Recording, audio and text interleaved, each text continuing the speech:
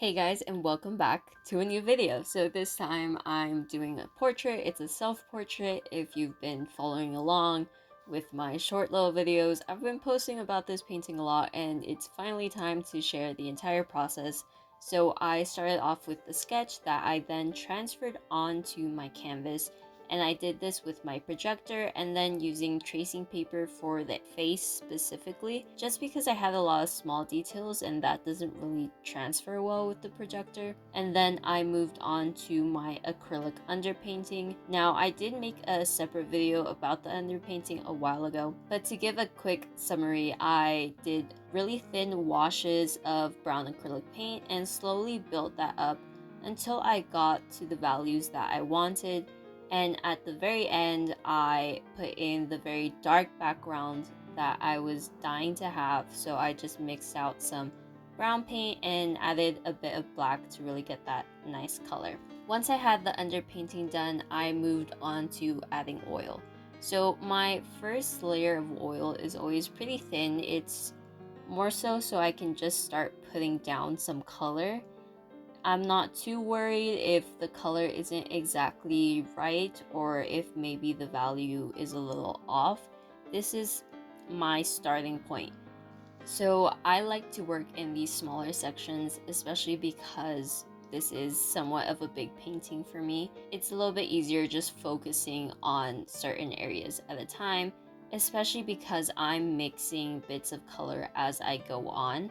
I usually only mix maybe 3 or 4 different shades, and I have little bits of red, yellow, blue, and white, so I can adjust as I paint. I decided to focus on the skin first. I didn't want to be moving around in all these different areas, and because the skin is going to have the same kind of colors, I wanted to make sure that the color that I mixed for the skin on the face would also be the same as the color that I mixed for the arms.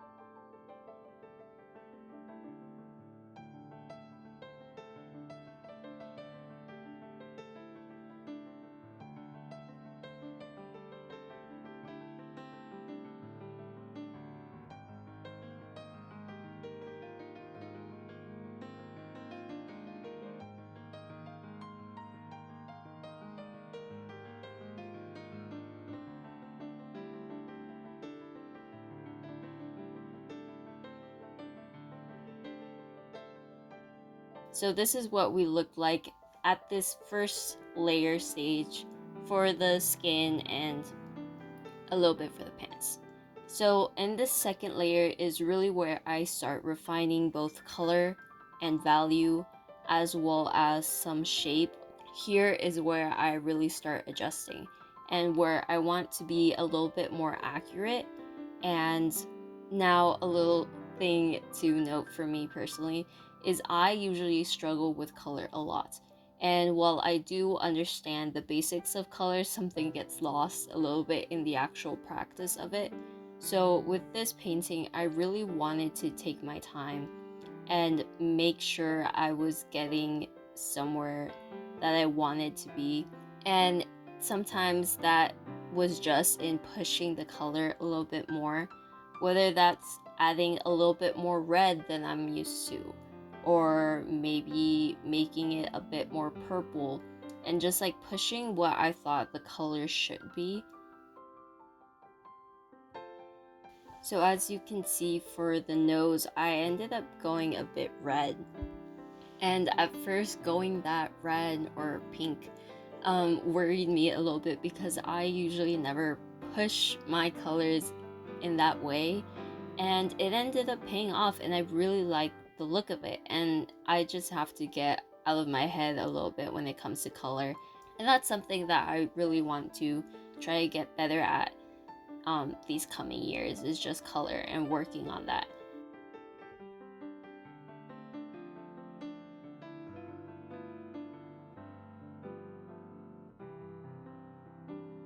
So I continued on to the face. In this area, I'm working on the shadow, so I did make it a little bit darker, as well as just a little bit orangey, a little bit more brown, and really taking my time to just like layer those different colors.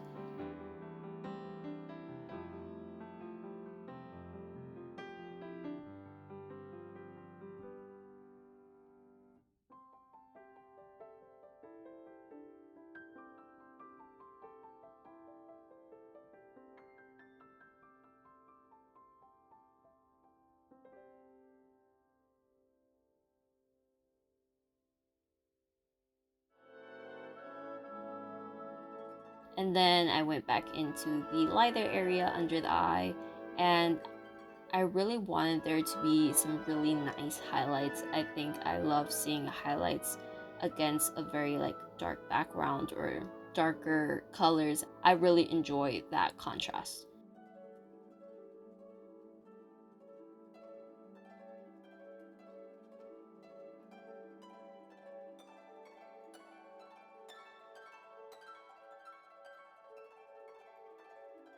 And again, I'm just repeating the process on the entire face, adjusting colors as I go on. And because this is the second layer and I want it to be a bit more refined, I also made sure I was doing a decent amount of blending where I needed it.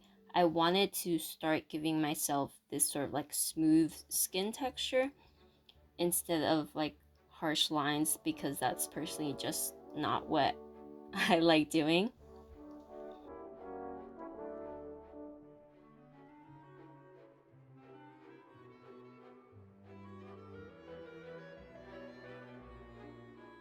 And once I got the face pretty much where I wanted it to be, I moved down onto the neck. Again, I like working in sections. I think it's very manageable, but it also gives the oil paint a chance to dry a bit before I go on and do a third layer. And I like letting my layers of oil paint dry, usually about a day or two. Is that I find that the layer or the layer beneath will move a bit too much and start blending into each other. And because, again, I am coming from a background of acrylic painting and even like watercolor painting, I don't exactly like the extreme blendability of oil. So I do give a day or two or however many in between layers, just so it doesn't move around as much as I go back in, because I don't want to lose the detail that I already worked on in that specific layer. I hope that made sense. So here I'm just adding in some highlights onto the neck. Again, doing that same sort of peachy, this time a little bit more yellowy highlight, and blending that into the shadows. I do want some crisp edges when it comes to the highlight and the shadow, because that will show the very like strong lighting and again strong contrast that will draw your eye in. But there are some areas where I do want a little bit more of a softer transition, like for example next to the collar where it's a little bit blurred out, there is still that transition between light and dark, but you get a little bit more of a gradient.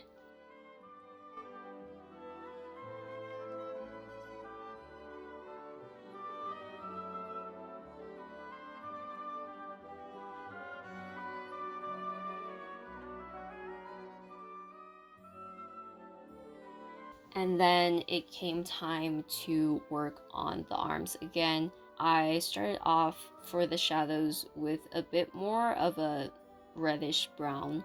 Once I did that, I started lightening up that color. I added a little bit of white as well as a little bit of yellow. Just because if you add straight up white, nothing else, it will lighten your color, but it will also desaturate the color that you're using. So if I'm ever lightening up a color, I do tend to add a bit of white as well as a bit of yellow with it. And of course, that will change depending on the area that I'm working on.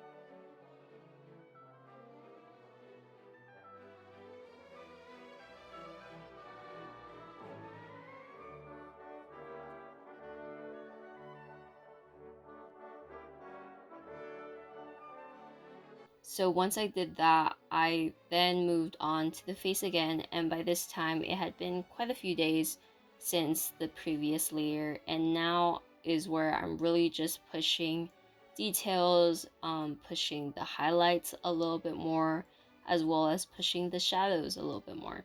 It's not too much moving at this stage.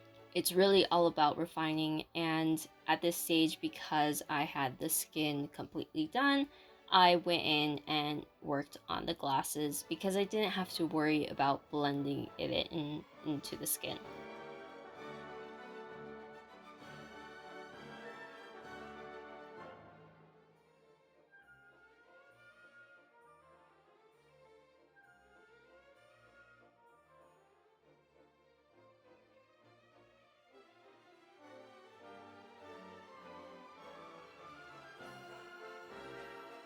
I also realized at this point that the colors and the shadows were a little bit off, so I did adjust some of that, bringing in that bigger flat brush to cover a little bit more area.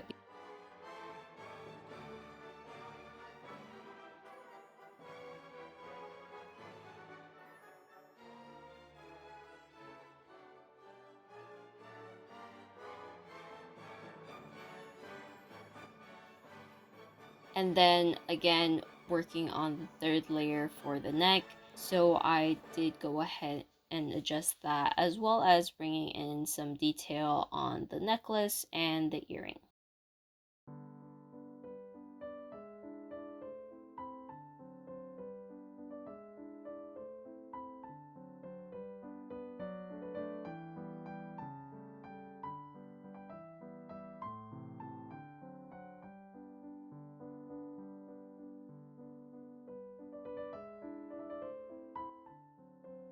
And we move back down to the arms. I say this is the second layer, but it's a little bit like the first, in the sense that I didn't cover that arm very much.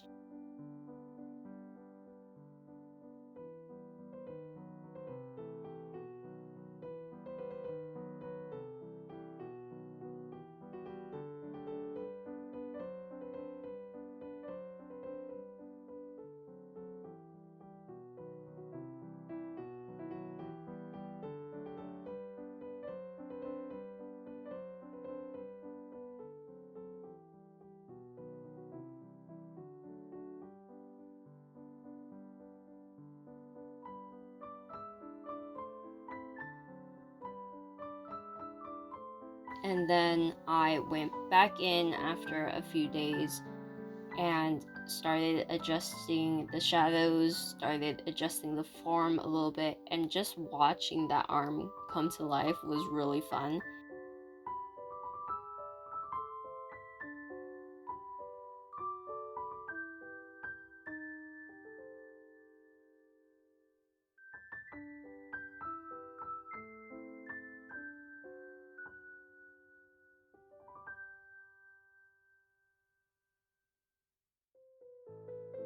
I wasn't exactly sure about like my plan for this journal, and then I was thinking of doing like brown for the pages, and then I thought, what's the fun in that? I'll make the shadows kind of this purpley color.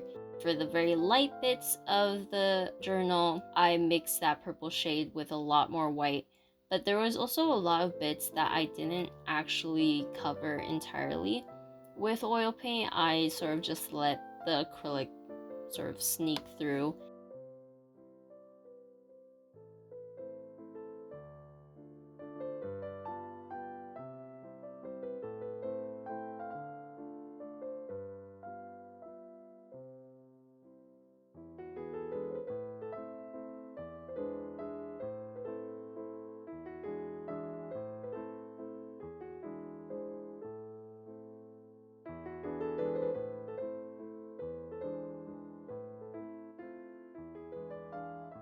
So as you can see, I started working on the pants, and I used that same sort of purple color that I did on the journal onto the pants.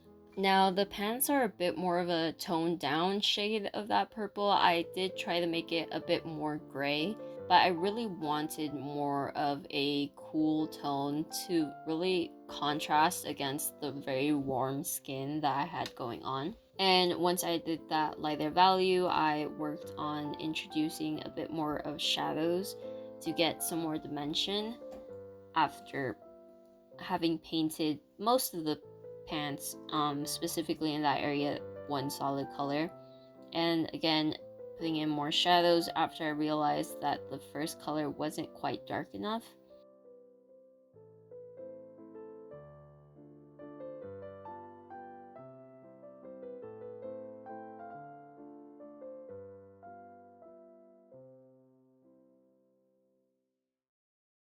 And then I went to work on the darker side of the pants that were going to be in shadow. And this is definitely a lot more blue. I also used a bit more black when I was mixing the color. And on the very edge of this, I did try to make it a bit more of a gradient. I wanted essentially that side to blur into the very dark background.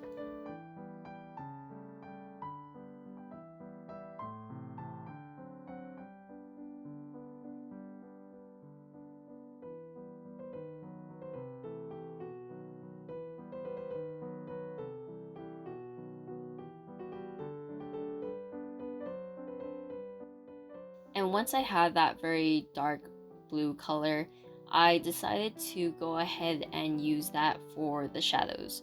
So I used that for the shirt, again, just getting into all the folds, especially on that darker side where those shadows would be a bit more prominent. And in some areas, I used the paint as is, and in some areas, I did water it down a little bit more. And because I was done with the skin, I decided to just clean up that edge in some of the areas where I had been blending the skin and it got onto the shirt.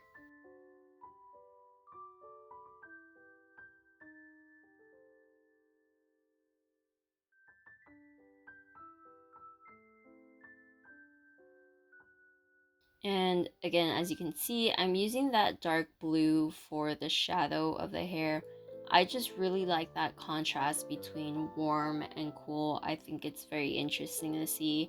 And it's something that I've done previously with a different self-portrait that I did with oil paint. Now, here is kind of the start of my downfall, is that I was like so heavily into that dark blue cool against warm that I ended up making the hair a lot more blue than I intended. In this bit here specifically, you can't really tell as much because I'm working in very thinned out layers of oil paint, but it does get a bit more blue. It wasn't so bad using that blue for shadows like in this area here.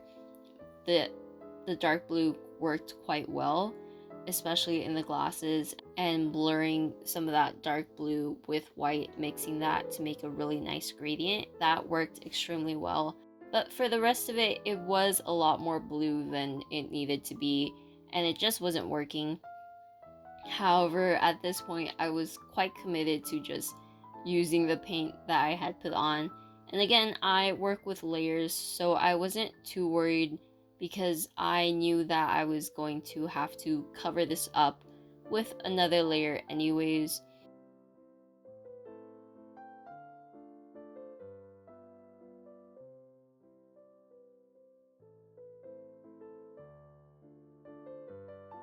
The technique of it stayed the same, in which I did some watered down layers and then I did slightly thicker layers on top to add in value and color. I also did a lot of watered down layers for the hair just to define some of the curliness and the curly strands poking out of the hair, just so it wasn't a just a solid defined shape, I guess you could say.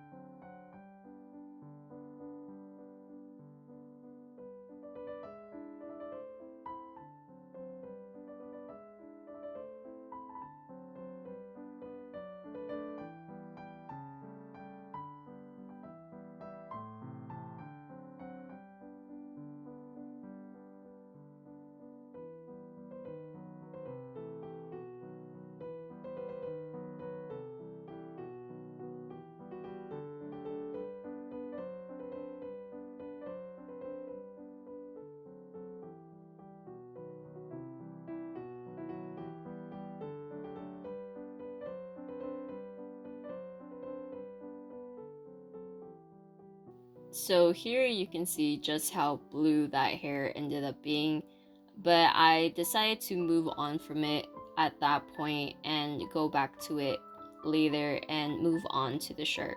Now the shirt was gonna be blue. I wasn't gonna mess that up. It was just gonna be blue, different shades of blue. I started out with the little fold on the collar. There was gonna be a little button there, and I started out with a bit of a lighter blue, introducing some shadows here and there, as well as little highlights eventually. The collar and this button area was pretty much the first thing to be completely done. And once I did that, I went and moved to the rest of the shirt, slowly working with darker colors and blending in lighter colors. But it's really nice doing folds because it's really just a study of shape and light. And I would work on just the base values, so dark, light, and then I would create little gradients. And if I needed to go back in and make it a little bit lighter or make it a little bit darker, that's what I did.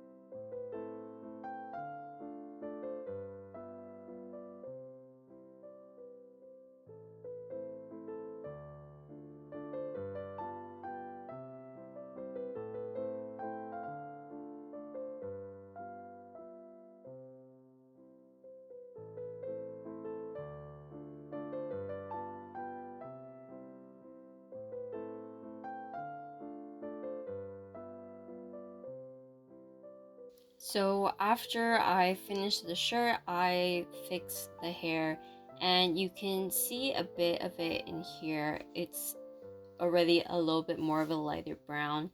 And once I did that, the painting was pretty much done. So I went ahead and signed my name in the bottom. And here is the finished painting. I had a lot of fun with this painting. I feel like I've grown quite a bit in the sense of my skill. And here is where she will live for now. So I hope you guys enjoyed the video. But yeah, thank you guys so much for watching, and I'll see y'all in the next one.